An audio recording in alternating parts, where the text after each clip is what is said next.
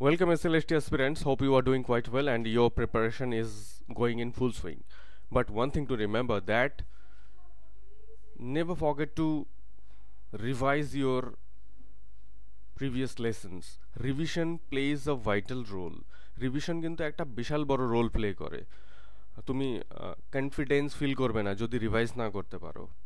মনে হবে যেন ভুলে যাচ্ছে, এবং এটা এক্সাম হলে কিন্তু তোমার স্টেট অফ অ্যাফেয়ার্সকে কিন্তু অ্যাফেক্ট করতে বাধ্য। তো এক্সাম হলে যদি বুস্টেড থাকতে চাও তাহলে অন্তত 7 ডেজ, যারা অনেক আগে থেকে প্রিপারেশন শুরু করেছো বা 2016-র ক্যান্ডিডেট বা অনেক আগেই শুরু করেছো, তারা তো রিভিশন অবশ্যই এখন করছো আনডাউটেডলি। বাট যারা লেটার স্টার্ট করেছো বা যারা নোটিফিকেশন বের হওয়ার পরে স্টাডি স্টার্ট করেছো, তারা রিভিশনটা হয়তো ঠিকঠাক করতে পারছো না বা সময় হচ্ছে না, তাদেরকে আমি বলবো অ্যাটলিস্ট 7 ডেজ তোমাদের যা পড়ার যতটাই প্রয়োজন পড়াশোনা করে 31 অগাস্টের মধ্যে পড়াশোনাটাকে কমপ্লিট করার চেষ্টা করো, এবং 1 সেপ্টেম্বর থেকে অ্যাটলিস্ট কন্টিনিউয়াসলি রিভাইজ করো। Because revision makes or creates difference. Revision কিন্তু ডিফারেন্স তৈরি করে এবং তোমাকে আত্মবিশ্বাসী হতে সাহায্য করবে। তুমি যদি সবসময় একটা টেন্সড মোডে থাকো, টেনশন অবস্থায় থাকো, তাহলে কোনো এক্সামে কিছু সিলি মিস্টেক্স হয়ে যাবে, যেটা কিনা এক্সাম হল থেকে বেরিয়ে আসার পরে যখন পেপার চেক করবে তখন বুঝতে পারবে।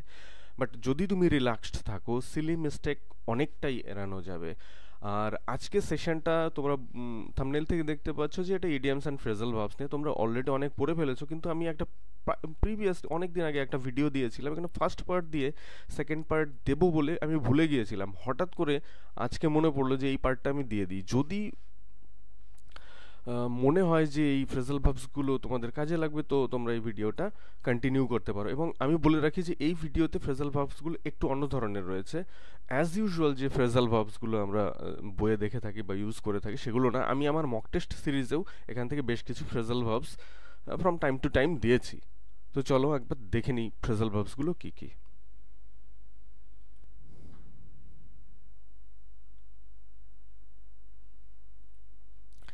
ফার্স্ট ফ্রেজাল ভার্ব যেটা রয়েছে 11 নাম্বারে, সেটা হচ্ছে to catch. To catch a tartar means to catch a tartar. এটা ফ্রেজাল ভার্ব না, আমি ভুল বলেছি, এটা আসলে idiom. Phrasal verbs and idioms.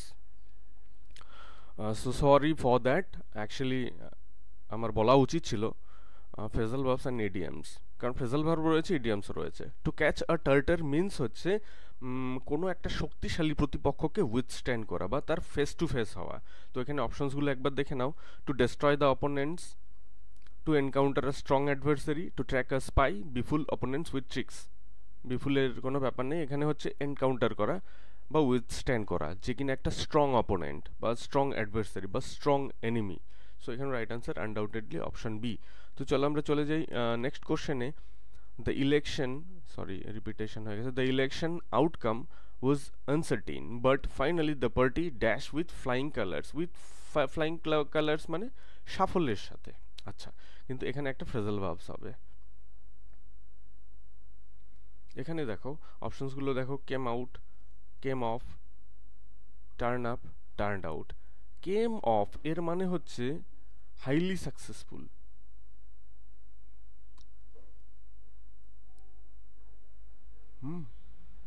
Came off মানে হচ্ছে highly successful.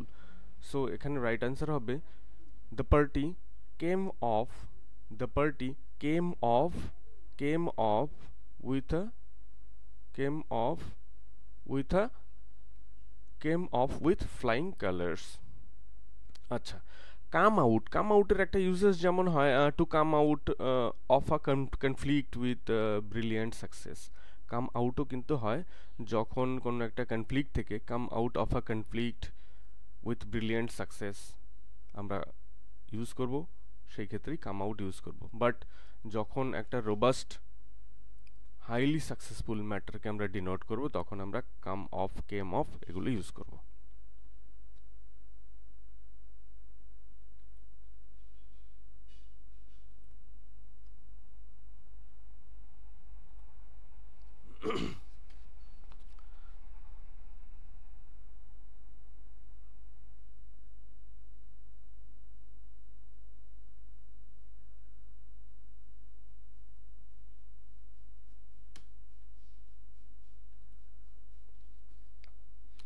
Question number 13. To cut the Gordian knot.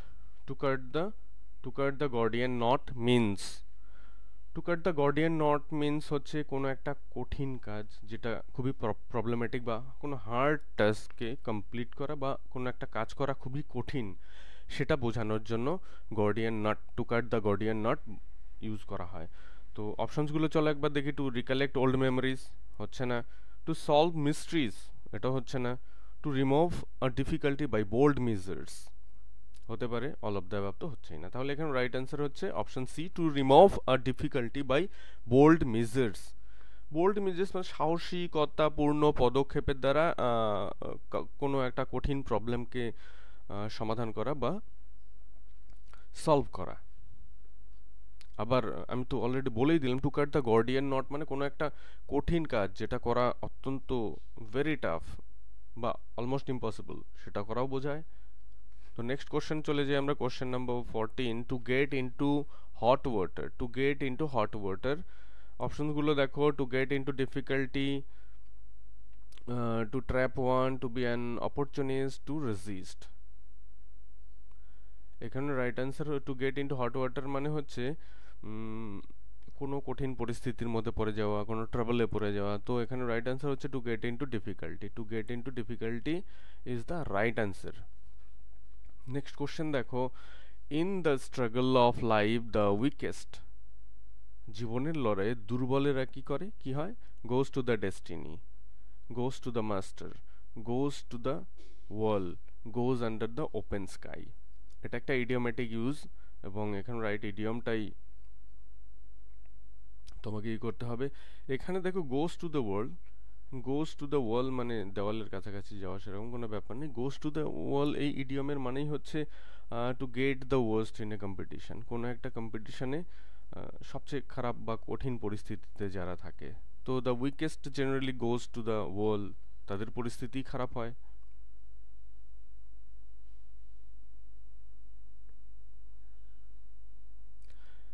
অনেক সময় ব্যর্থ হওয়া বোঝাতেও goes to the wall use করা হয়। যেমন ধরো একটা সেন্টেন্স ধরো, thousands of companies, thousand of companies or publishers, thousands of companies are expected are expected are expected to go to the to go to to go to the wall, to go to the wall this year or recently। তাহলে দেখো thousand of company, thousand হবে না, thousands of companies, হাজার হাজার company আর expected to go to the wall মানে তারা ব্যর্থ হয়ে যাবে, তারা কিন্তু কম্পিটিশনে টিকতে পারবে না এবং তারা বিলুপ্ত হয়ে যাবে দিস ইয়ার্স। সো এই সেন্সেও কিন্তু goes to the wall use করা হয়। নেক্সট কোশ্চেন দেখো 16। If a big war breaks out, our economy will go to the cats lord destiny. আচ্ছা, এখানে একটা ইডিয়ামি যেটা গো থেকে শুরু হয়েছে এবং এখানে এসে শেষ হবে। এই চারটে অপশনে যে কোনো একটা অ্যাড করার পর পুরো ইডিয়ামটা কমপ্লিট হবে। আচ্ছা, go to the cats, go to the lord, go to the destiny, go to the dogs. এখানে ইডিয়ামটা হচ্ছে go to the dogs. Go to the dogs মানে হচ্ছে ধ্বংস হয়ে যাওয়া, to be ruined. Go to the cats এই বলে কোনো ইডিয়ম হয় না, গো টু দ্য ডগস এই ইডিয়ম মানে হচ্ছে টু বি রুইন্ড। যদি একটা বিশাল বড় রকমের যুদ্ধ হয় তাহলে তো আমাদের ইকোনমি মারাত্মকভাবে অ্যাফেক্টেড হবে, ক্ষতিগ্রস্ত হবে বা ধ্বংস হয়ে যাবে, সেটা বোঝানোর জন্য গো টু দ্য ডগস এই ইডিয়মটা কিন্তু ইউজ করা হয়। তো চলো আমরা নেক্সট কোশ্চেনে চলে যাই। তোমরা যারা মক টেস্ট দিতে ইচ্ছুক, আমি 30 ফুল মক টেস্ট এবং 10টি সেকশনাল মক টেস্ট এবং 20 grammar mock test, total 60 mock test দিচ্ছি খুবই নমিনাল একটা অ্যামাউন্টের বিনিময়ে, এবং তোমরা 399 পে করলে এই পুরো মক টেস্ট সিরিজ পেয়ে যাবে। আর যাদের ফিনান্সিয়াল কন্ডিশন একটু খারাপ রয়েছে তারা অবশ্যই জানাবে, আমি তাদের জন্য কনসিডার করার চেষ্টা করব। তো চলো আমরা নেক্সট কোশ্চেন দেখি, question number 17। To have one's hands full means affluent মানে প্রচুর পয়সা, to have one's hands full, পুরো হাত ভরা, এরকম ভাবলে অ্যাফ্লুয়েন্টই ঠিক মনে হচ্ছে। টু বি ভেরি বিজি, খুব ব্যস্ত থাকা। টু ডোনেট জেনারেসলি, উদারভাবে দেওয়া, হাতে প্রচুর থাকলে তবেই না উদারভাবে দিবে, যদিও সেটা প্র্যাকটিক্যালি কনফার্ম করা যায় না। টু বি লিবারাল, উদার মানসিকতা। এখানে টু হ্যাভ ওয়ান্স হ্যান্ডস এই কথার মানেই হচ্ছে এর বাংলা মানে হচ্ছে খুবই ব্যস্ত থাকা, মানে হাতে এত কাজ যে কারো কাছে কোনো কথা শোনার অবকাশই থাকে না। তাহলে এখানে রাইট অ্যান্সার হচ্ছে অপশন বি, 17B। যেমন এরকম আমরা বলে থাকি যে you could have hardly expect any help from him as his hands were already full with multiple assignments, tasks or schedules. Next question দেখো 18. After a long career of crime, the convict suddenly turned over a new dash. Turned এখান থেকে ইডিয়মটা শুরু হয়ে গেছে, এবং এখানে এই চারটের মধ্যে যে কোনো একটা ওয়ার্ড ইউজ করার পর সেটা কমপ্লিট হবে। Turned over a new doctrine, chapter, leaf, business. এটা আমরা হামেশা ইউজ করে থাকি, সো এটা তোমাদের প্রবলেম হবে না। Turned over a new leaf হবে। এখানে রাইট অ্যান্সার হচ্ছে option C, turned over a new leaf. এটাই হচ্ছে ইডিয়াম। এর মানে হচ্ছে to change, changing or to change one's course of action, course of action. কারো কাজের যে ধারা বা কাজ করা বা যে কাজ, সেটাকে যখন একটা নতুনভাবে অন্য কাজে, সেই কাজ থেকে সুইচ করে অন্য একটা কাজে যখন চলে যাওয়া হয়, সেটাকে বলা হয় turned over a new leaf. মানে পুরোপুরি চেঞ্জ করা। আগের course of work, course of life, course of activity, course of business যখন পুরোপুরি আমরা সুইচ করে একটা নিউ ডক্ট্রিন, নিউ পলিসি বা নিউ ওয়ে অফ লিভিংয়ে টার্ন আপ করি, তখনই সেটাকে বলা হয় turned over a new leaf. তো চলো নেক্সট কোশ্চেন দেখি। Question number 19. The doctor threw cold water upon my plans. এখানে তো ইডিয়ামটা আন্ডারলাইন করাই আছে। For a world tour by declaring that I could never stand the strain of it. The meaning of the idiom is, the meaning ইডিয়মটাকে already underline করে দেওয়াই রয়েছে। আচ্ছা, threw cold water upon, threw cold water upon মানে হচ্ছে কাউকে কোনো কাজ করা থেকে বিরত করা, এবং সেটা এক রকমের ডিমোটিভেট করা। ডিমোটিভেট করা বোঝাচ্ছে যে কাউকে ডিমোটিভেট করা বা করা উচিত না, এরকম বোঝানো আর কি। তো চলো অপশনসগুলো একবার দেখি। To prescribe bed rest, doctor bed rest related, কিন্তু মানে তা হচ্ছে না। টু ডিসকারেজ সামথিং, কোনো কাজ করতে ডিসকারেজ করা। টু এনকারেজ হেলদি হ্যাবিট, এনকারেজের ব্যাপার নেই, নান অফ দেওয়া হচ্ছে না। তাহলে এখানে রাইট অ্যান্সার হচ্ছে to encourage something or to demotivate someone to do something. So yeah, the right answer is option B undoubtedly. তো চলো আমরা নেক্সট কোশ্চেনে চলে যাই। নেক্সট কোশ্চেন রয়েছে question 20. To throw up the sponge means, এটাও একটা ইডিয়ম। এর মানে হচ্ছে to give up hope, to take revenge, to observe minutely, to give up a contest. 5 সেকেন্ডসের মধ্যে তোমরা এটাকে মার্ক করে ফেলো।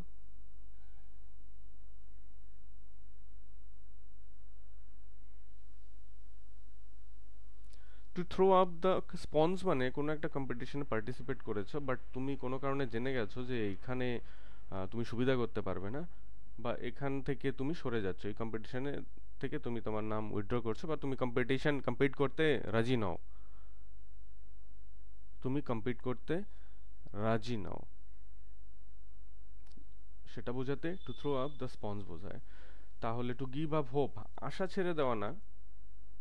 টু টেক রিভেঞ্জ, সেটাও না। অবজার্ভ মাইনিউটলিও না। Two give up a contest, কোনো একটা কন্টেস্ট থেকে নিজেকে সরিয়ে নেওয়া বা নিজের নাম কাটিয়ে নেওয়া বোঝাতে threw up the to throw up the sponge, এই ইডিয়ামটা কিন্তু ইউজ করা হয়। নেক্সট কোশ্চেন দেখো। নেক্সট কোশ্চেন নাম্বার হচ্ছে undoubtedly 21. The enemy dash in the face of heavy onslaughts on its key positions, এটা ফ্রেজাল ভার্ব কিন্তু। দ্য এনিমি সাধারণত কি হয়, the face of heavy onslaughts on its key position, যখন artillery, যখন opposite side থেকে ভারী মাত্রায় আর্টিলারি বা শেলিং হয়, আর্টিলারি শেলিং হয়, রকেট লঞ্চ হয়, তখন কি হয়, রিসিড করা হয়, এনিমি সরে যায়। তো এটাকেই তোমাকে ফ্রেজাল ভার্বের মাধ্যমে এক্সপ্রেস করতে হবে। তো অপশনসগুলো একবার দেখে নাও, তারপর বলো what is the right answer. The enemy, এখানে মিনিংটা হওয়া উচিত দ্য এনিমি রিট্রিটস, রিট্রিটস, রিট্রিটস এর মানে টু টার্ন টেইল, তাই এখানে রাইট অ্যান্সার হচ্ছে option C, to turn tail, retreat করা, পিছনের দিকে সরে যাওয়া।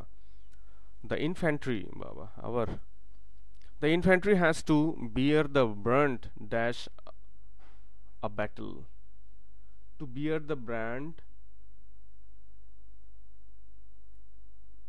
ড্যাশ আ ব্যাটল, এটাও কিন্তু ইডিওমেটিক ইউজ, বাট এখানে প্রপার বেশ the thrust is on prepositional use, তোমরা জানো কিনা সেটাই দেখতে হবে।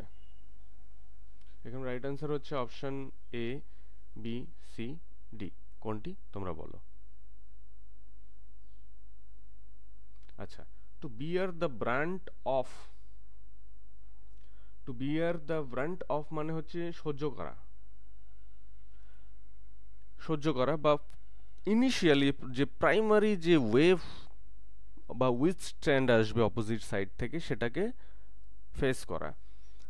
কোনো একটা দেখা গেল যে আর্টিলারি, কোনো একটা রেজিমেন্ট রয়েছে, কোনো একটা ট্রুপস রয়েছে এবং অনেক দূরে এনিমি রয়েছে, এনিমির লোকেশন আমাকে জানতে হবে, তখন কি করবে ইনফ্যান্ট্রি, ওরা পায়ে হেঁটে এগিয়ে যাবে এবং যতটা সম্ভব কাছাকাছি গিয়ে ব্রাশ ফায়ারিং করে এদের লোকেশন জানার চেষ্টা করবে। তারপর লোকেশনের ডিটেলস জানাবে কাকে, আর্টিলারি ইউনিটকে, আরও অন্যান্য যারা এয়ারবোর্ন ইউনিটস যদি থাকে তাদেরকে, এবং তারা তখন রিটেলিয়েট করবে। এখন ব্যাপার হচ্ছে এই যে ইনফ্যান্ট্রি যখন এগোয় তাদেরকেই প্রাথমিক শেলিং অপোজিট সাইড থেকে বা ফায়ারিং এগুলোকে ফেস করতে হয়। তো ফার্স্ট লাইন অফ অ্যাডভার্সারি, অর্থাৎ first adversary is faced by the infantry units in a battle.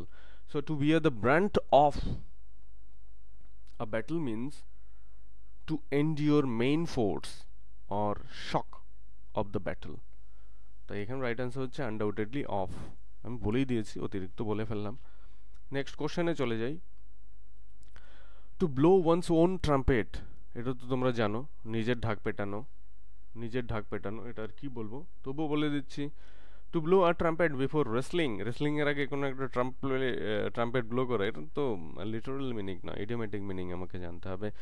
Two praise, to praise near and dear ones, নিজের কাছাকাছি লোকজন আত্মীয় স্বজনদের সুনাম করা বা প্রশংসা করা। To praise one's own deeds, নিজের কাজের প্রশংসা করা, হ্যাঁ অ্যাবসেন্ট মাইন্ডেড হবে না, অর্থাৎ নিজের ঢাক নিজে পেটানো।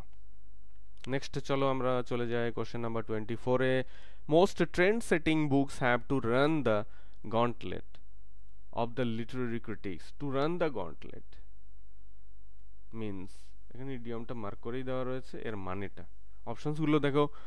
Two stiff competition, to face loss, to undergo severe criticism, none of the above.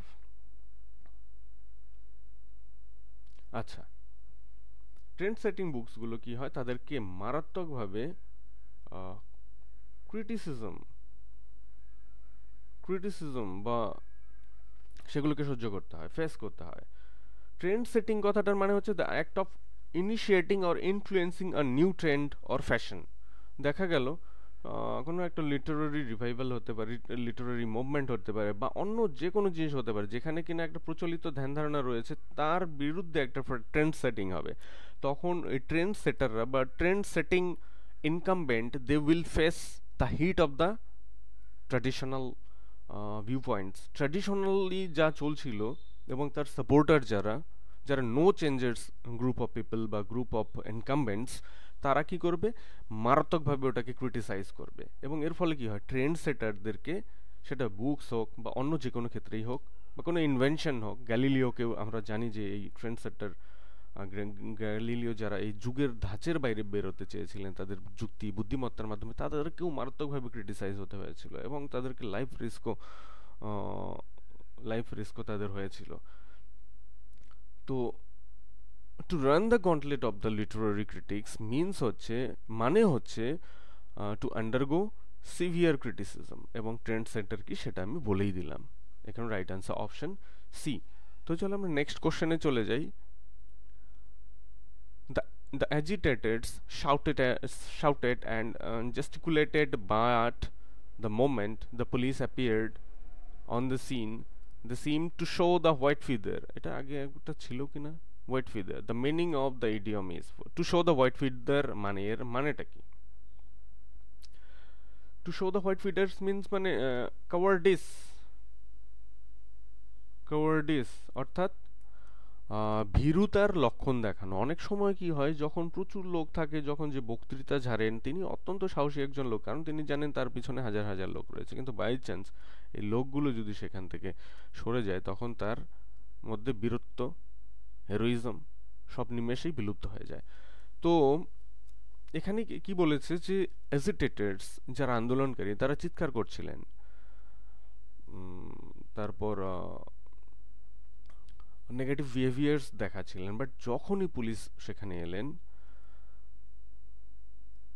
Vandalise করছিলেন, যখনই পুলিশ এলেন on the spot, on the scene, তখন তারা কি করলো? তাদের মধ্যে একটা ভীরুতার লক্ষণ দেখা দিল। দ্যাট মিনস অপশনসগুলো একবার চলো দেখি। মানে ভীরুতা, তারা চুপসে গেল, ভেজা বিড়াল হয়ে গেল। অ্যারোগ্যান্ট হচ্ছে না, প্রোটেস্ট ভায়োলেন্টলি হচ্ছে না, to show signs of cowardice ভীরুতার লক্ষণ দেখানো, হ্যাঁ এটা হচ্ছে, to break law and order, তখন more they become even violent, এরকম কোনো কথা কিন্তু নেই। তো এখানে এটাও হচ্ছে না। So here the right answer is option C. তো এই যে সেকশন আজকে আমি তোমাদের বললাম, এটা কোনো কারণে লেফট আউট হয়ে গিয়েছিল এবং আমি ভুলে গিয়েছিলাম, তো আজকে সেটা প্রেজেন্ট করলাম এবং আশা করি যে আজকের presentation will give you some beneficial information and this will help undoubtedly in your preparation. So thank you for watching the video. Hope you will do better in the upcoming exam.